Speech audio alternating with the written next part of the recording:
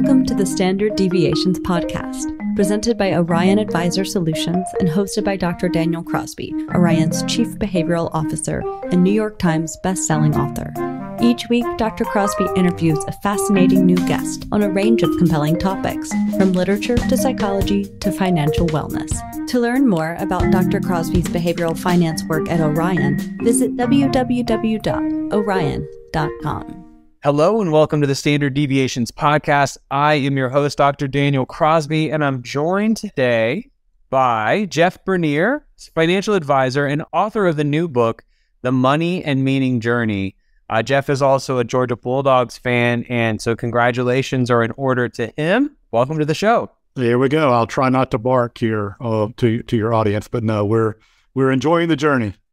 So I'm an Auburn fan, like we talked about. I didn't go to Auburn, but being from Alabama, you have to choose a side, or you're a side at birth in my case. And so, I'm an Auburn fan, and I went to the SEC championship game when it was Auburn and Georgia 4 or 5 years ago. I can't remember what it was.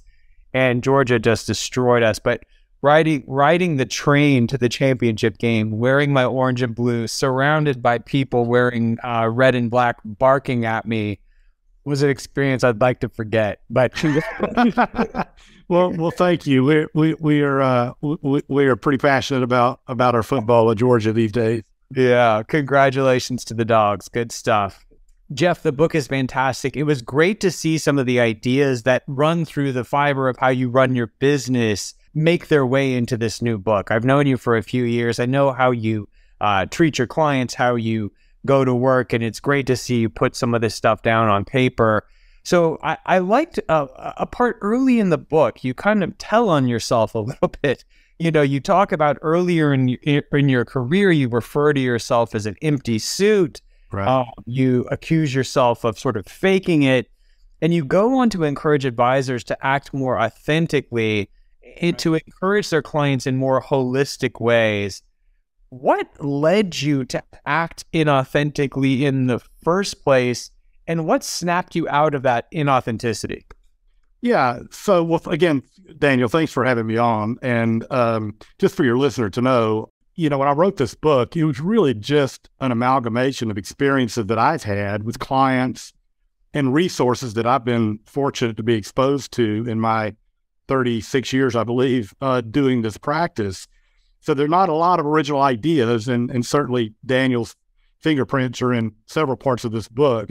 So we can actually talk about that if we'd like at some point. But anyway, back to your question, I think as a young person getting out of college and starting a career, we have this conception about what it takes to be a success.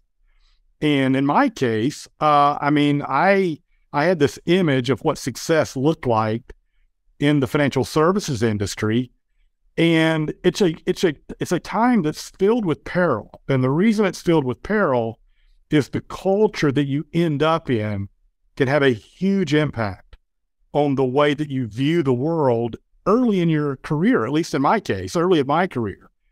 And so I thought that I had to be this super sophisticated finance guy, 22-year-old right out of college, sort of faking that I had this expertise and knowledge trying to advise people who were much older than me. And what happens, at least in my case, is I saw success as it was defined by our industry at the time, and more importantly, at the firm I was with. And at that time, success meant that you just made a lot of money and you were a big, quote, producer. And so I just put on the uniform, or the costume, I guess is what I said in the book. And I tried to emulate the, quote, big producers, because in the financial services industry, certainly at that time, it was really all about production. If you were producing at a high level in terms of commissions or sales or revenue, you were held up as the leader, and it had nothing to do with client outcomes. Client outcomes were not even thought about. It was really about creating value for the firm. And I just bought into it. I took it hook, line, and sinker. And so part of it was just my immaturity and lack of grounding. Now, I've been blessed. I was raised by great parents, and I had some really good spiritual grounding and about what really mattered in life. But, you come to Atlanta from from Athens, as I just mentioned, and I want to be I want to be a success. And so a lot of it, Daniel, was just me faking it to try to fit into the culture that I was in, to try to be a worldly success. So that was really, I think, part of the problem is I had this image of what success was, and it was really pretty shallow. And fortunately, again, because of my the way my parents raised me, I mean, I had some fundamental beliefs that I think were solid, but it was easy to get sucked into the culture. And that's the danger, I think, with a young person starting a career. Where you are matters a lot, and who you align yourself with as mentors. So you got to be really, really discerning about that. So that was, I think, the first part of your question about what got me into it. The second part, I think, was about how did I evolve out and become. Yeah, I don't think it was a snapping out. I mean, I don't.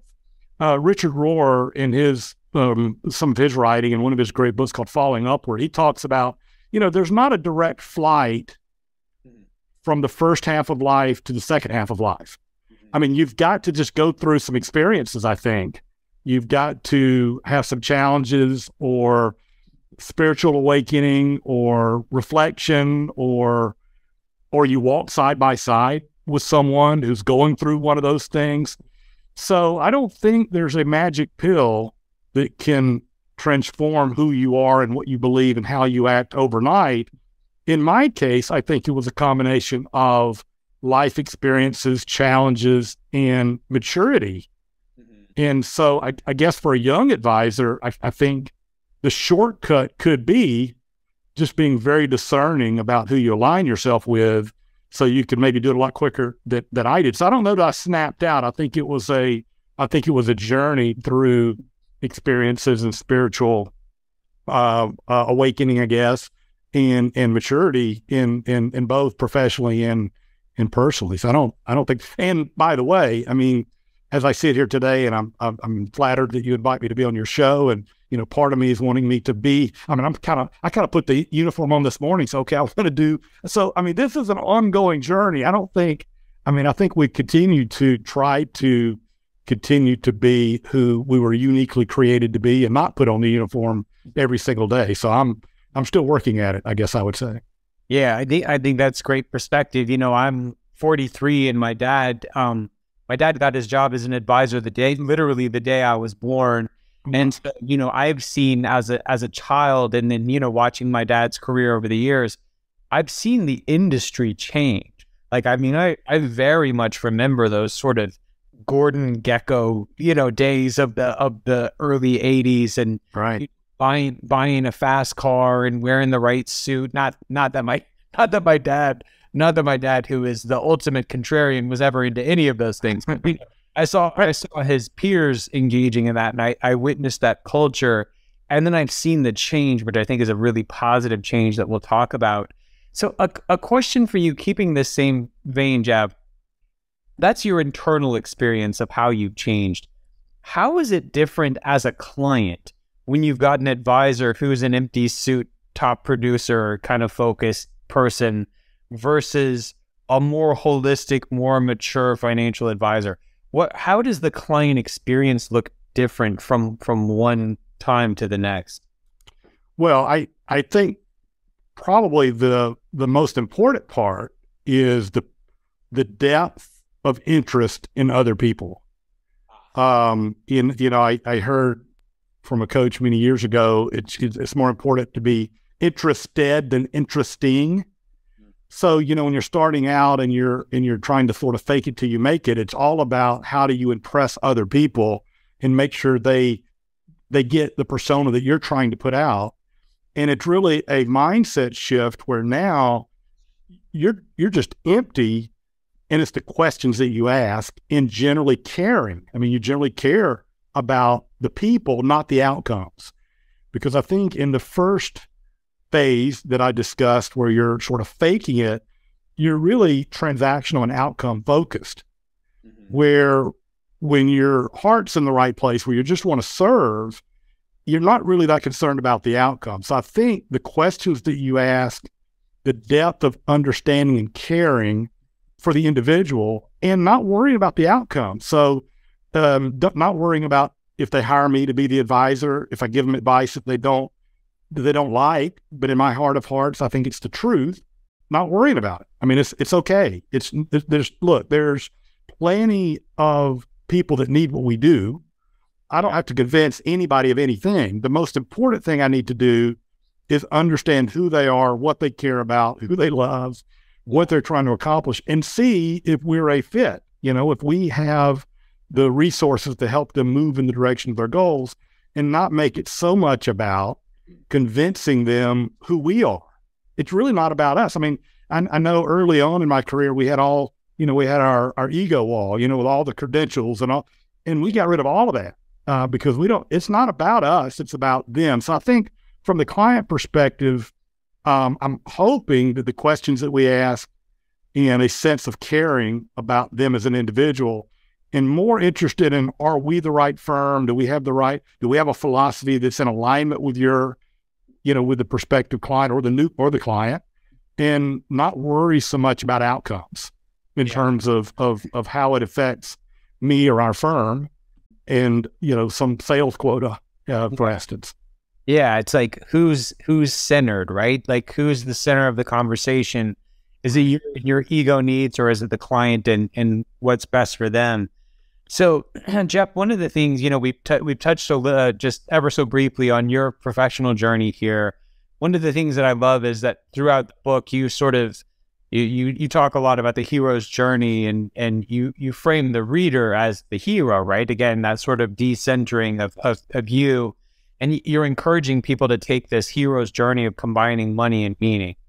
Now, when we're going to take this metaphor way too far, so like when undertaking a journey of any sort, I think it's wise to be aware of potential pitfalls and, know what obstacles might come across your path. And I wonder what obstacles you see. I'm confident by now, advised hundreds of people over your career. When you look back at these people's lives, what are the most common impediments to creating a meaningful money life? And I don't mean like not enough insurance or under diversification. I'm talking about specifically on sort of the higher order, meaningful money life. Where do people go wrong? Yeah. So, back to your skipping over the challenges that my hero in the books faces today. Social Security challenges and healthcare challenges and lower rates of return and all that. So those are the tangible technical things that we have to address in the planning. But in terms of our inability to go deeper with what really matters, I mean, that is a challenge. And so I think the roadblock is oftentimes very similar to the young advisor's challenge, is the world. And I mean, we all play the comparison game. I mean, we judge success or failure based on either the world's view or our neighbors as opposed. And so I think part of the challenge is we just have this mindset of what will make us happy. And oftentimes, and I know you wrote a lot about this in some of your material on the hedonic treadmill, about the things that we think are going to make us happy, get us to a certain level. And it doesn't take long for that no longer to make us happy. And then we've got to go to the next thing and the next thing and the next thing. So I think one of the major hurdles is we just don't take the time to go internal and don't do the personal introspection or the work to kind of figure out what really matters. And that's part of what I try to do in the middle part of the book, is have some workshop type activities. And I just scratched the surface on some of this. There are a lot of resources that do a lot better job than I probably did in the book. But I think part of it is we just get busy, and we're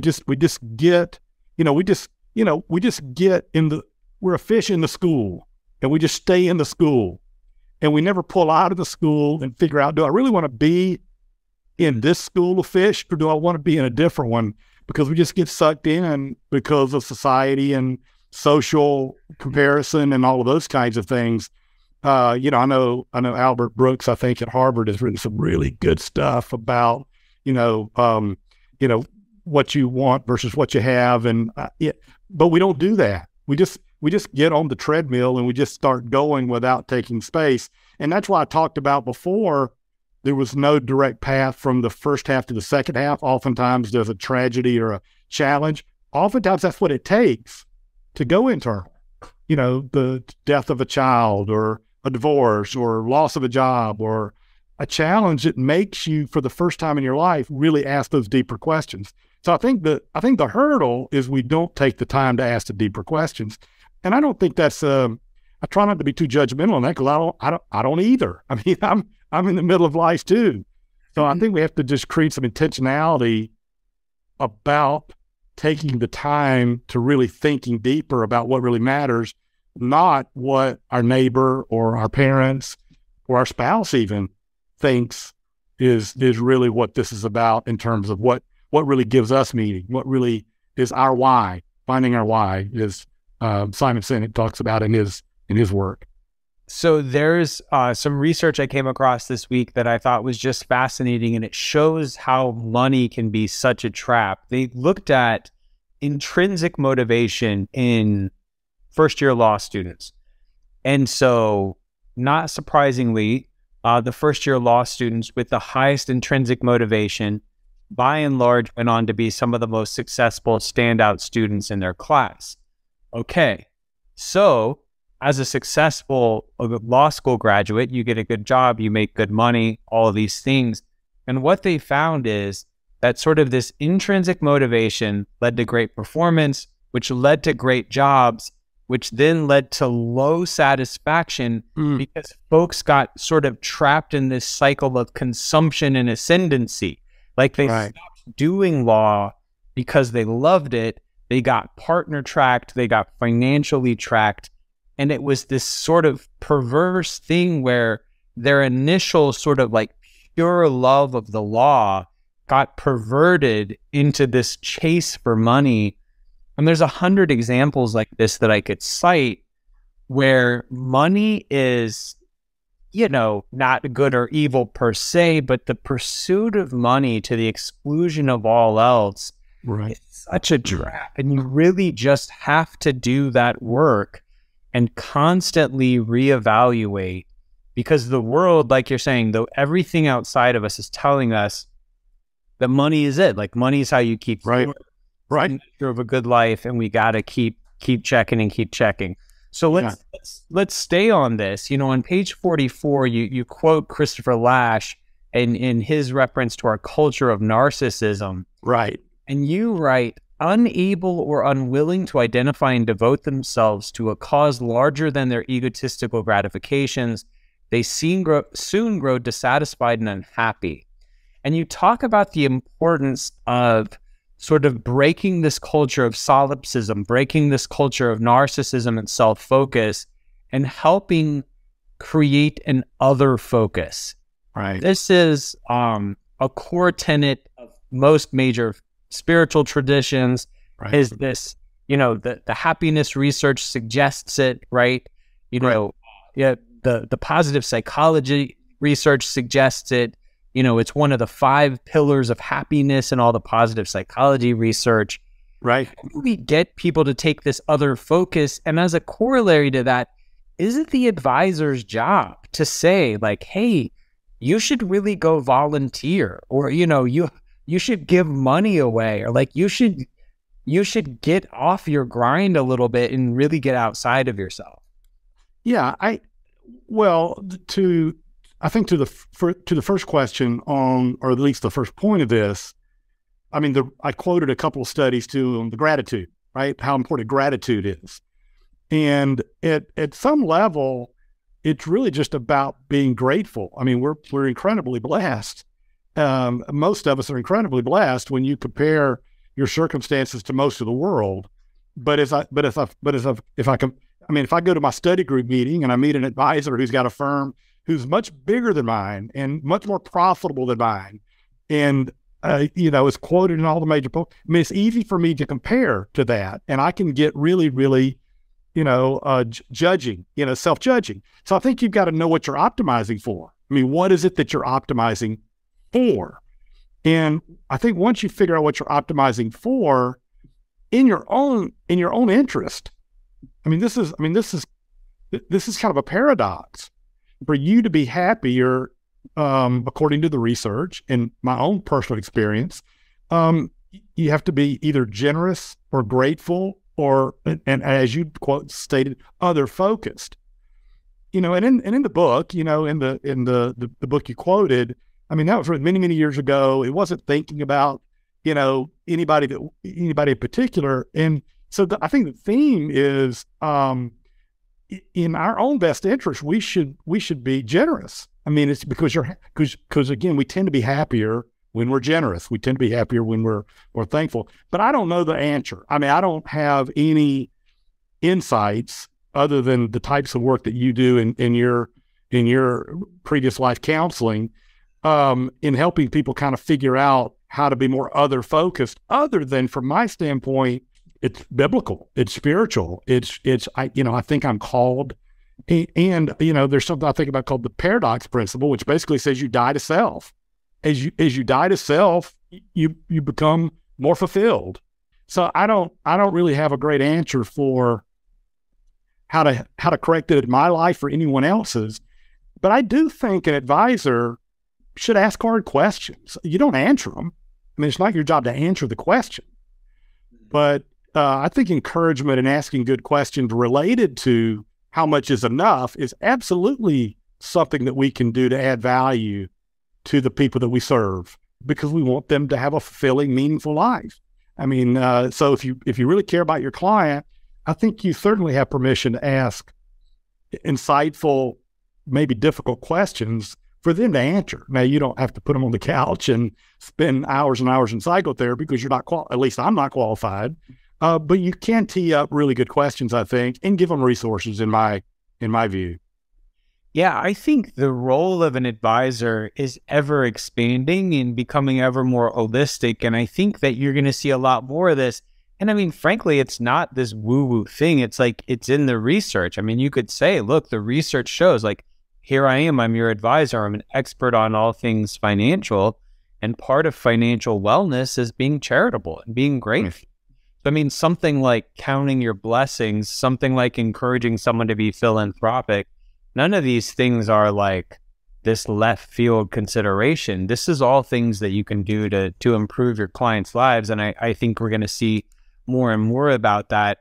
While we're on the happiness literature, we talked about these sort of 5 pillars of happiness. One of them is this other focus, this working for something bigger than yourself. Another one of them is hard work. I think that's one that's surprising to some people, is that hard work is a part of happiness, because I think in some of our sort of idealized notions of happiness, we're just sort of relaxing. But the research shows that hard work is a big piece of it. And I love to quote in your book, you're quoting a gerontologist from the Mayo Clinic who said that a life of total ease is 2 steps removed from a life of total disease. The first step is that retirees get bored. The second step is that they grow pessimistic. And finally, they get ill. So I want you to speak to the role of work in creating a meaningful money journey. And then, you had some research in the book that was interesting about physical well-being and work. So you could share some of that, or share how you work with retirees in your practice to make sure that this piece of their wellness isn't falling off. Yeah, I think so. The quote that you pulled out from the book, I actually got from Mitch Anthony. So Mitch Anthony, and he has probably the best definition I've ever heard for work. And he defines work as anything that creates value for others and gives meaning to you. So he defined work as anything that creates value for others and meaning for you. And so I think we just need a different definition of work. So by that definition, it doesn't necessarily say you get a paycheck. It doesn't say you're a W-2 employee. It doesn't say you show up 9 to 5 every day. It's you're creating value for others and it's meaningful for you. Now, Rabbi Daniel Lampin, calls compensation, he calls money certificates of appreciation. And so we do get rewarded financially for serving. I mean, it is a virtuous circle. I mean, as you serve, you're rewarded, I think, either spiritually or financially. But I think part of it is not necessarily just this, even Mitch Anthony's definition for work. I think it's purpose. I think the key is purpose. Do you have purpose? And for many of us, we find purpose in our work, in what the world calls work, I guess, not Mitch Anthony's definition of work. So we find purpose in solving problems and creating. And so I think work is incredibly important. And, and that's, in retirement, traditional retirement's also probably not biblical. I mean, if we want to get back to some of the text of our faith backgrounds, I mean, we are called to be productive and to continue to grow and to build things and to serve. But not only that, I mean, in the research, as you just mentioned, traditional retirement can be bad for your health. I mean, I mentioned in the very first chapter of the book, my dad told me one of the 3 worst days of his life was the day he retired, which is really sad in one respect. Now he's rallied in his retirement, and I'm happy about that. But he struggled with retirement because we get so much meaning from our work if it's purposeful. I mean, if it's work that does give us something and we lose something. But the research that you were talking about was a paper that was done back in 2006 called "The Effects of Retirement on Physical and Mental Health Outcomes" from 3 professors at Georgia State, Bentley College, and I'm not sure what the third one was. But the first thing they say in the research is a lot of the studies that have been done are all over the board in whether retirement improves health or makes health. So you've got to normalize for so many factors, because oftentimes people retire because they're already in bad health, or they don't retire because they financially can't retire, or they need health insurance. I mean, so there's a lot of factors that they have to normalize for, and they do that in the study. But when they normalize for a lot of those factors, what they found is that retirement for people that retirement was a choice, there was a 5 to 16% decrease in mobility over time, more than those that didn't. 5 to 6% increase in illness, and 6 to 9% decrease in mental health. And so according to their data, there's some tangible challenges with retirement if you don't replace some of the things that work gives you. And a large part of that was social interaction. And I think that speaks to, the challenge we've gone through now with the pandemic.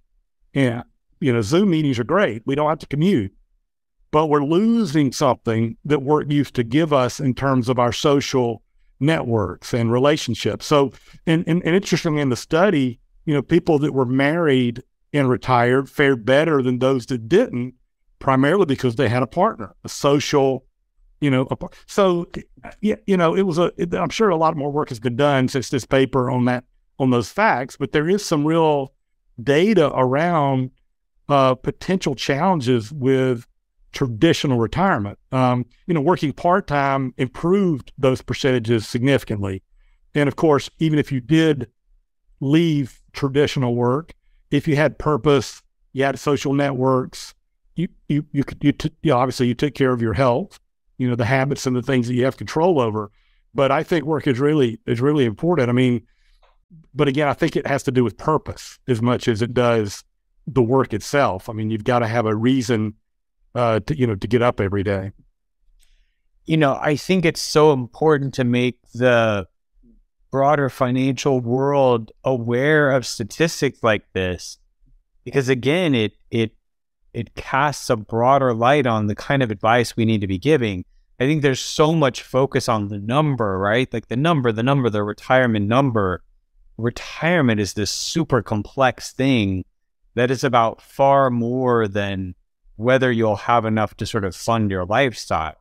And I think for a lot of people who have that squared away, they may think that they're all set, and they may be walking into a psychological trap that sort of under-recognizes the place of social support and meaning and purpose and work and recognition and all the things that work does give us. And it really is, I think, on the advisor to make someone aware of that, because I think retirement is just presented as this unmitigated good in a lot of respects. It's like, well, great, now we're just going to hit the links and, no dumb boss to bug me or, all these things. It's a lot more complicated than that. And I think it's important, and I think it's incumbent upon advisors to recognize that and bring that research into the conversation. Right. Yeah, I just heard someone recently that did some research too about it. So it's oftentimes what we want is freedom and discretionary time. Yeah. So it's not that we necessarily want to leave, quote, work. We want more freedom and more discretionary time. And it's interesting, those that have more freedom, more autonomy, more agency, if you will, in the type of work, and more discretionary time, you could potentially extend your work life if you could put that in. And so, I mean, obviously that's one of the great things about being, an entrepreneur. I mean, we get to design our own,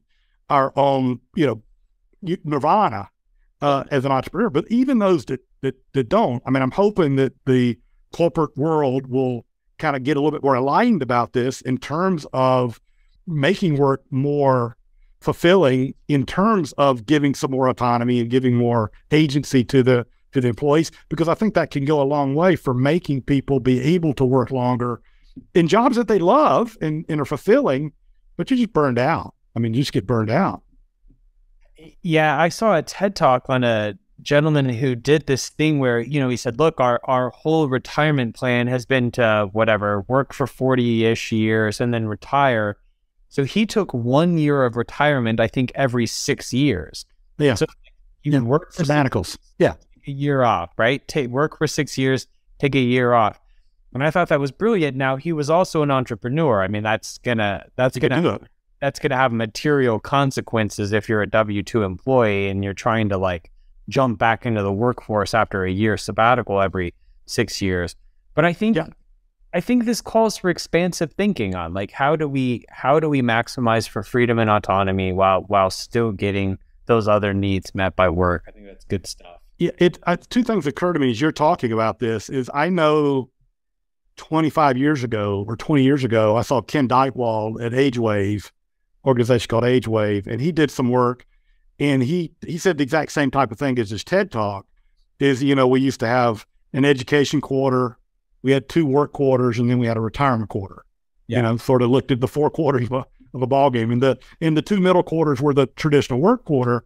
And he said that the world is changing where we take retirement a little bit at a time all through our life in a way. So so instead of, it's more like this Neapolitan ice cream where you take a little bit along the way. And so I think as we work on our human capital, I mean, I love what Cal Newport coaches young people about. He wrote the book Deep Work and some other things that are really interesting. But he said, just be so good they have to have you. So you work on your human capital, so you're so valuable to the organization that you can negotiate those types of things, and hopefully we'll catch up. But I do believe the whole idea of purpose and work is a big part of meaning, yeah. and whether it's work for a paycheck or just Mitch Anthony's definition of meaningful and creating value for others. So let's bring it full circle now, right? We started by talking about your career as an empty suit, sort of a young, insecure guy trying to be a big rainmaker and sort of running sort of the cultural playbook of the times. Right. Here in the middle, talked about, love and purpose and meaning and other focus and all the things that are sort of central to your practice now. If someone's listening to this and they don't have an advisor and they're looking for someone who takes this more expansive approach that can counsel them on all things financial wellness, in addition to sort of the meat and potatoes of their financial life, how does a client sitting across the desk from an advisor they're vetting, how do you determine the empty suit from that person you want to work with a more holistic focus? Yeah, that's not an easy question. it's not an easy question because I don't really want to judge other advisors' methodology in the sense that so I believe most advisors have really good hearts and they care about people and they care about their clients. I don't have this Hollywood image of, the Wolf of Wall Street is who the typical advisor is. The culture can matter, as I mentioned, but I think most advisors come at this generally caring about people and wanting people to meet their goals. However, oftentimes we haven't been trained in how to ask so I think for a prospective client, it's almost easier to know what they won't do. I mean, what an advisor who is really generally focused on you will not do is, they won't start talking about themselves and all their capabilities and start showing you performance history and how great my mousetrap is before they start finding out who you are and what you care about. So I think and by the way, there are many prospective clients who don't want to go deep on these questions. Yeah. So oftentimes, when I wrote the book, I think it's a niche book because a lot of people read this book and say, that's not for me. I want my advisor to make me money and help me get wealthy. And I'm not interested in any of these deeper questions. And that is fine. So the way I look at it is when we ask these questions in the very first meeting, which I kind of model a little bit in the book as an example. I'm not trying to make it suggest that it's the only way or it's the best way. It's just our way. But, some people will deselect us based on these early questions that we ask. But if I'm a prospective client or I'm an individual and I want an advisor who wants me to live well, not just, build wealth, but to live well and well-being and freedom and meaning, the questions that they ask you in the very first meeting can be a pretty good tell on whether you're dealing with an advisor who's generally interested in who you are and what you care about and what you're trying to accomplish, as opposed to how great we are. And because, again, back to the hero's journey, if the advisor positions themselves as the hero, you've probably got a problem. Yeah. If the advisor's positioning the client as the hero and I need to understand the hero's challenges, you're probably you're potentially in a pretty good place. There are a lot of other factors, and I talk about some questions to ask advisors in the book that might be helpful to the audience. But I think that's probably the biggest tell is, are they asking me questions, trying to get to know me and care about me and understand what matters to me before they try to impress me with who they are and what they do and how they do it even. Yeah. That's what I've been tasked with at Orion, is helping our advisors understand their clients better than any other advisors in the business. So, Jeff, I'm encouraged by that, by the way. Yeah.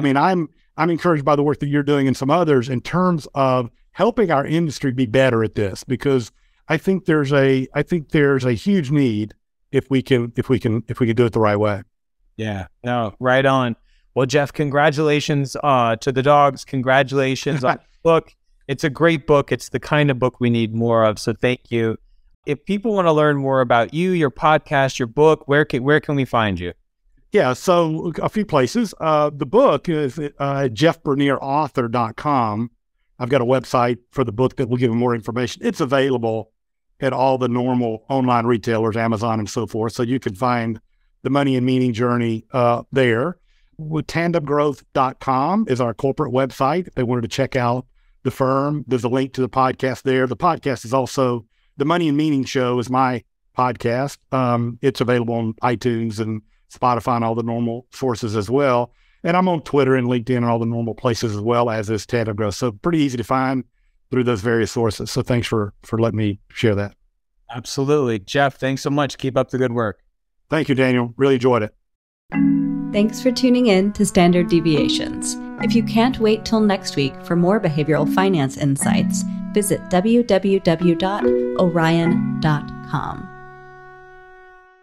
All opinions expressed by Dr. Daniel Crosby and podcast guests are solely their own opinions and do not reflect the opinion of or endorsement by Orion and its affiliates, subsidiaries, and employees. This podcast is for informational purposes only and should not be relied upon as a basis for legal, tax, and investment decisions. The opinions are based upon information the participants consider reliable.